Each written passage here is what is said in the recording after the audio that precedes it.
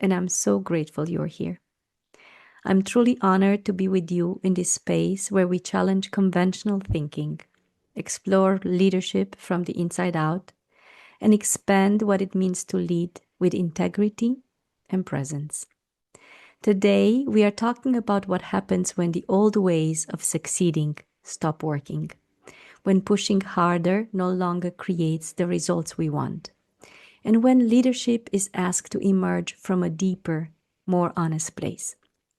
Today I'm joined by Kanika Vasudeva, an energy expansion mentor who helps leaders expand their wealth, visibility, and impact without sacrificing joy, relationships, or energy.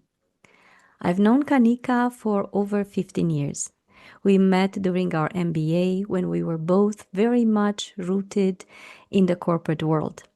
I'd witnessed her leadership, and over the years, I also witnessed her transformation into the work she's doing today. Kanika, thank you for being here. I'm so grateful to have this moment together with you.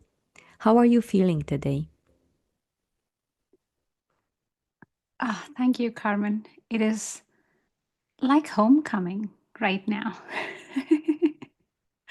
Because it's so good to have this conversation with you, especially because I think we both understand this contrast between the corporate world and conscious leadership and the transformation that happens in that transition. So I really look forward to our conversation today. Thank you. Thank you for being here. And everything feels so natural. It's been so many years, and the evolution of both of us have taken us into certain places that we maybe haven't even imagined while we were in the MBA. And I want to start us today by getting to know the woman behind the story. Maybe you want to share with us, where were you on the path before awakening, and before energy expansion and intuitive leadership opened up for you? Very ambitious. That's the first word that comes up. So I'm from India. Everybody over there is an engineer or a doctor, usually, and it's a very competitive world.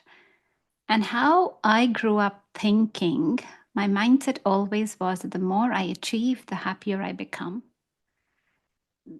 That was the very definition of success, that you just achieved more and more. So I did the best that I could, got the best education that I could, tried to get the best job that I could, and then it was always a race. There was always something more to be achieved. And that's when we met during the MBA program. And after that as well, like there was a couple of years of racing and racing. And I remember in my mid-30s, I was married then. My son was about 2 years old. And I was feeling totally disconnected with life. And I reached out to a few of my friends and I was wanting to understand, is everybody feeling the same way? Because I didn't even have a name for what I was feeling. I just knew I was not happy. But I had ticked all the boxes that were expected. And I felt really empty. If I can be truthfully honest, I'm laughing because I said truthfully honest. But if I can be totally honest, there were times I would wake up that time and I would wake up crying because I really had no meaning. My life had changed so much. I was a mom, I was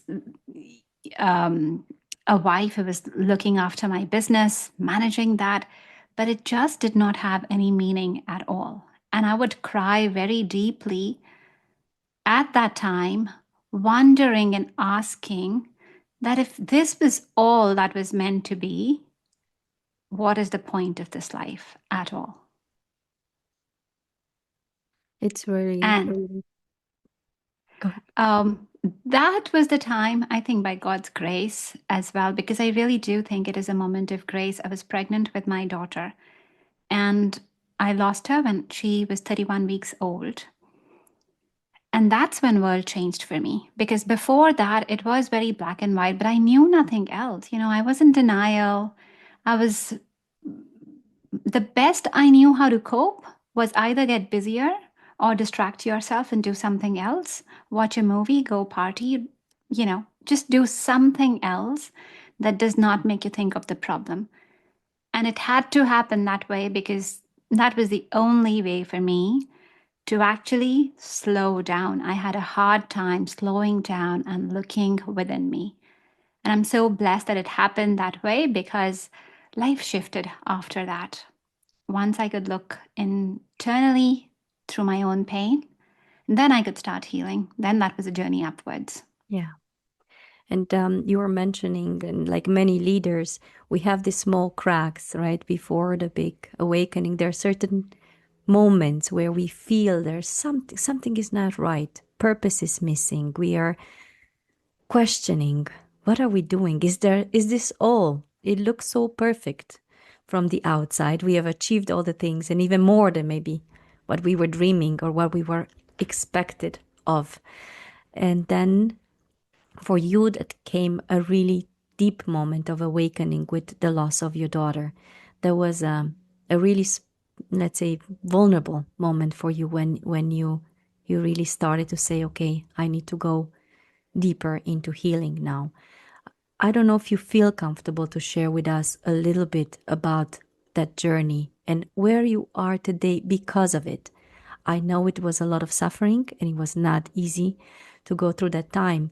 But you also mentioned right now that you're almost grateful for the experience where you are today because of it. Oh, totally. It is a blessing. So, first of all, I'll tell the listeners that I connected with my daughter afterwards, and I had massive guilt then, Carmen, like massive guilt. I was feeling like, how could I be this mom? I was sleeping when I lost my daughter.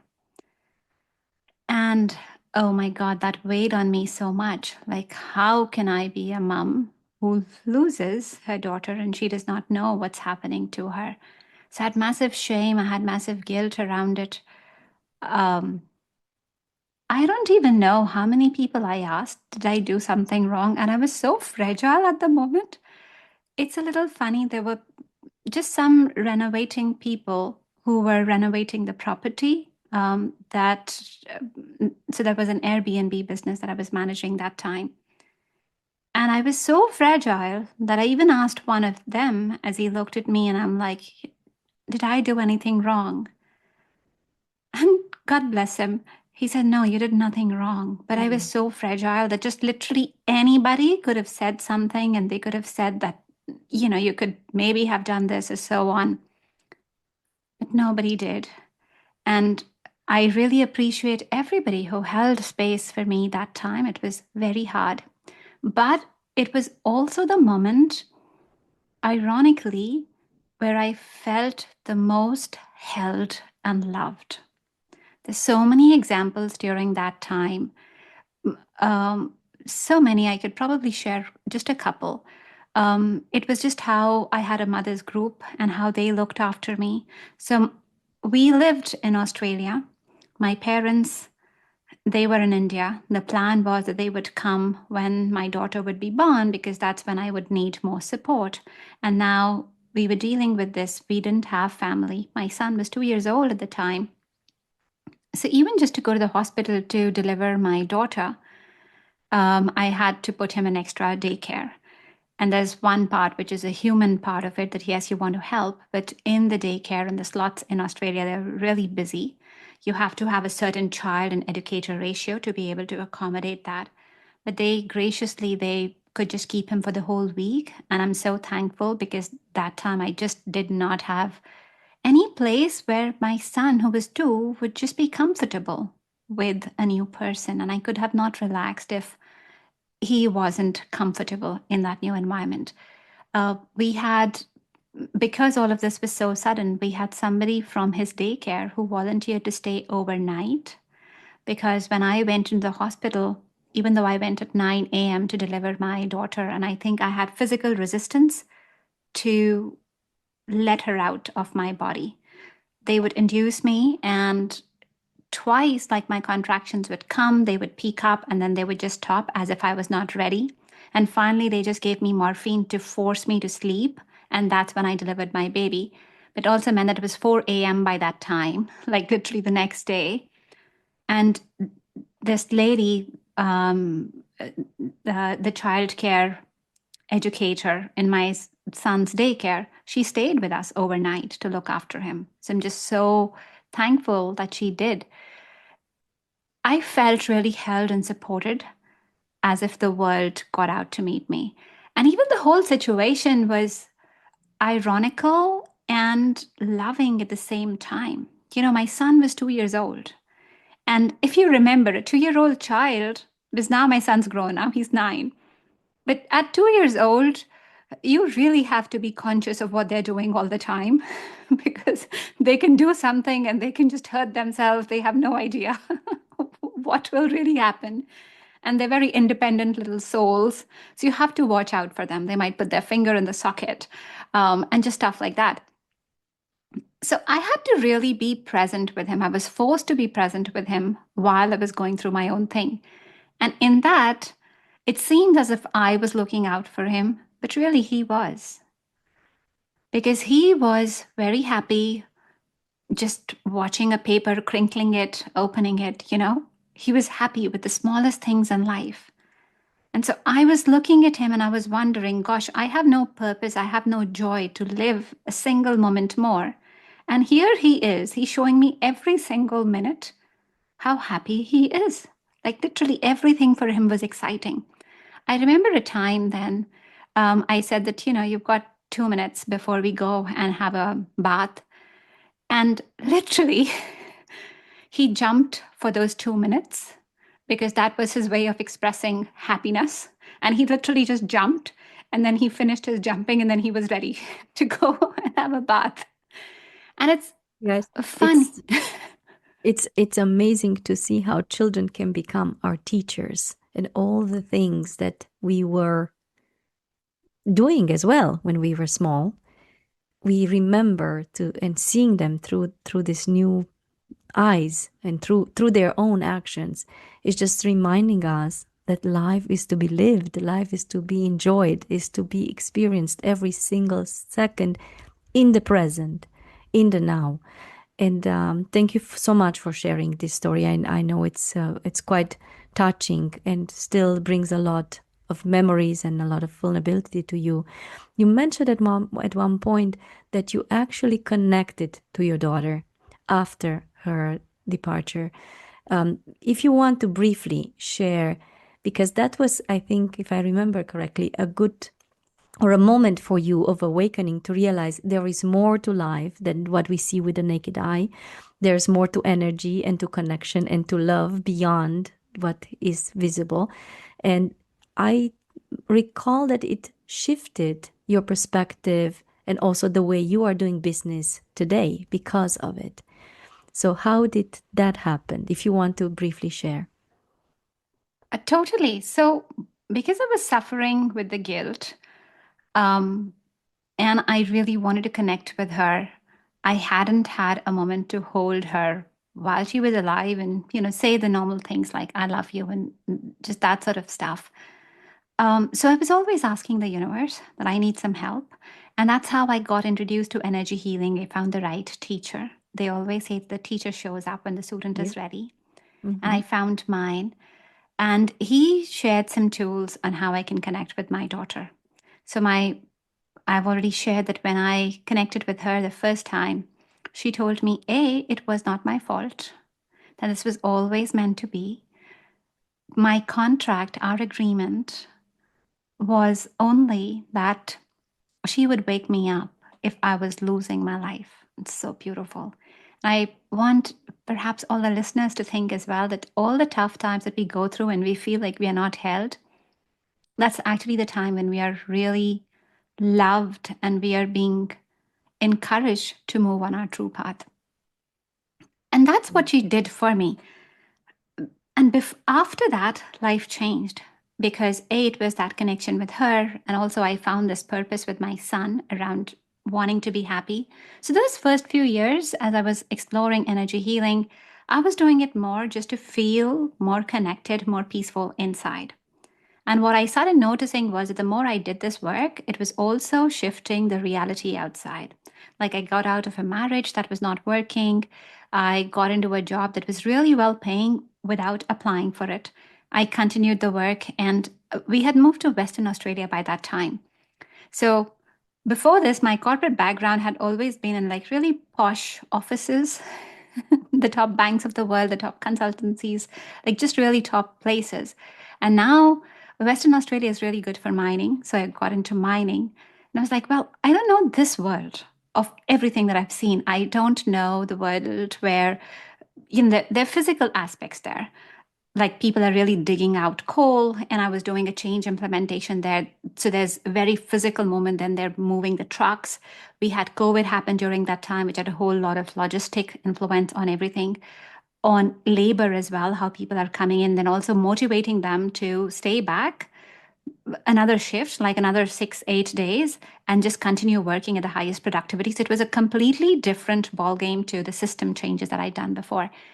And throughout that, I just kept doing more of my healing work without knowing anything about the industry.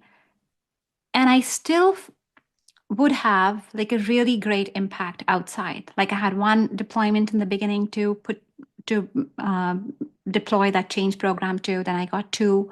Then I got three. This was all without applying. I got promoted. I got asked for promotions. I got asked for other jobs to do. And it was more because I was just doing the inner work. So it was clear to me that what I was doing was really shifting.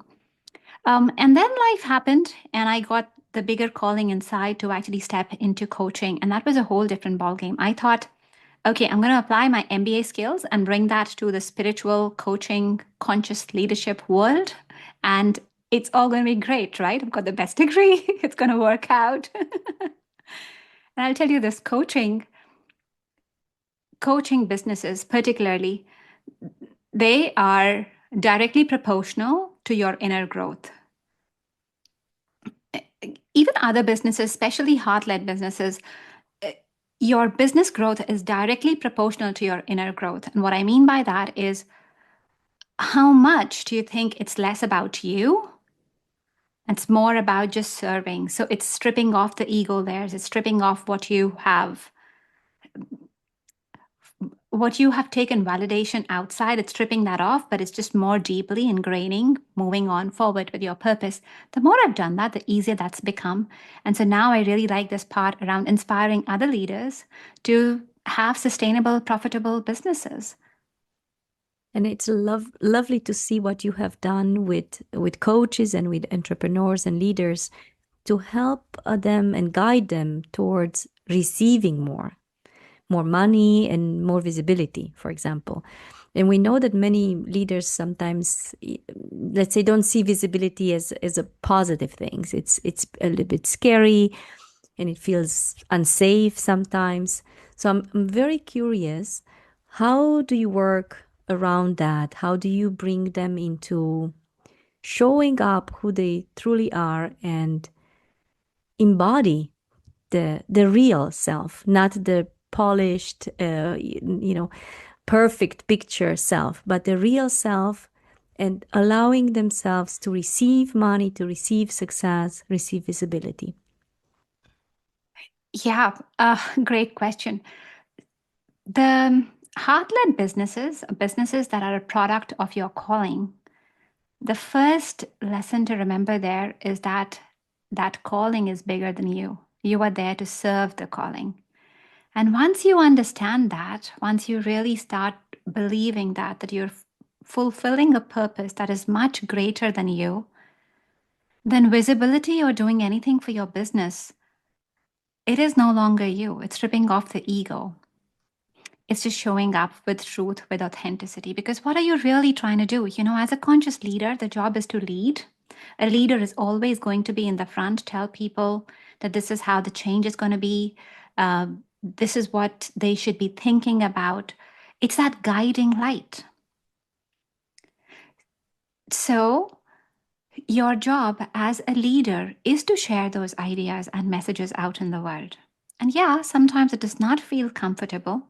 But then, if it was comfortable, you would be in the masses who are following the leaders just by virtue of you choosing to step into your full leadership, you are choosing to dive into your deeper consciousness and to be that guiding light. So it's not about you. Really, a conscious business is not about you at all.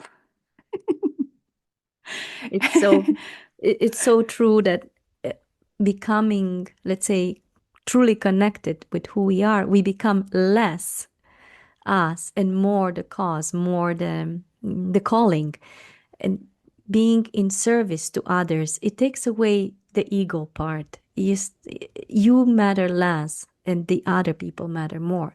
And a lot of people who are in this kind of situation and they are in the midst of the cracking or the awakening, they sometimes feel disoriented because a lot it comes suddenly, and the awareness also of the healing process that it begins, and it's not an easy process for many of us, and there are many circles and spirals that we are going through before we start to see the light at the end of the tunnel. I'm curious, what advice would you give to a leader who is in the midst of these changes, the transformations, the yeah, the whole turmoil of Yeah. becoming who they really truly are? What will be your advice to them? Remember your why. Remember your why. Like for me, my biggest why is that I want to inspire as many people and help them be successful so that they can be that guiding light for others. Like I get truly inspired when my coaches are successful, they're getting more clients, when they're having their profitable business. It is amazing because I know they will bring out more transformation. So if you anchor yourself to your why, it's much deeper, stronger than you.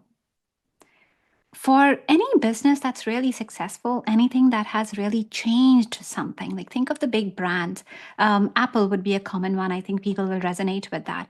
But if Steve Jobs really started caring about the world and started caring about, oh, this is going to be different, and now people are saying this, so I can't bring this invention forward, we would never have a smartphone revolution or a computer revolution the way we have had because of him, because he was that visionary who said, okay, things should really connect together, they should be a lot more intuitive.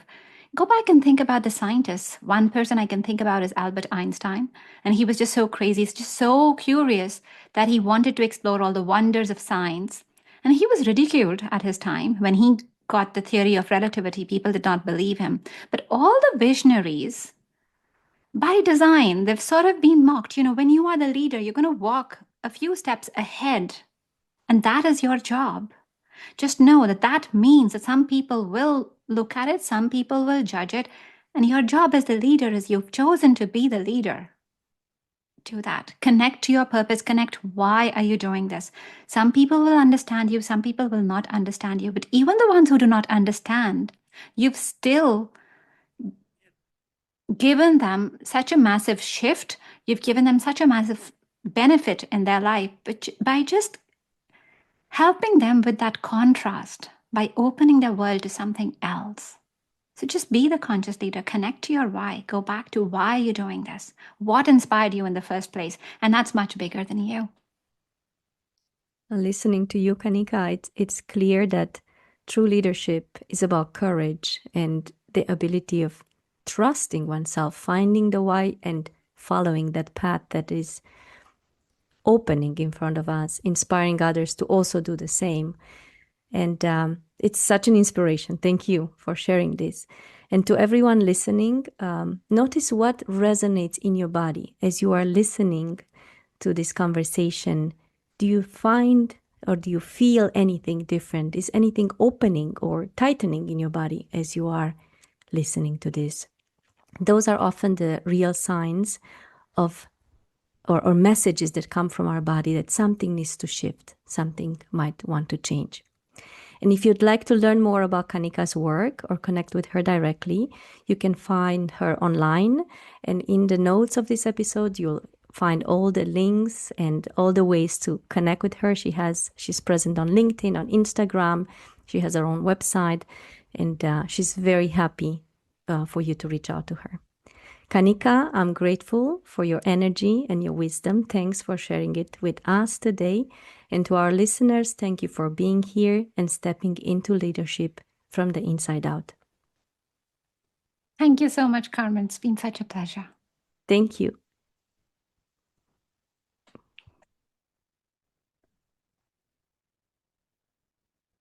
Beautiful. That was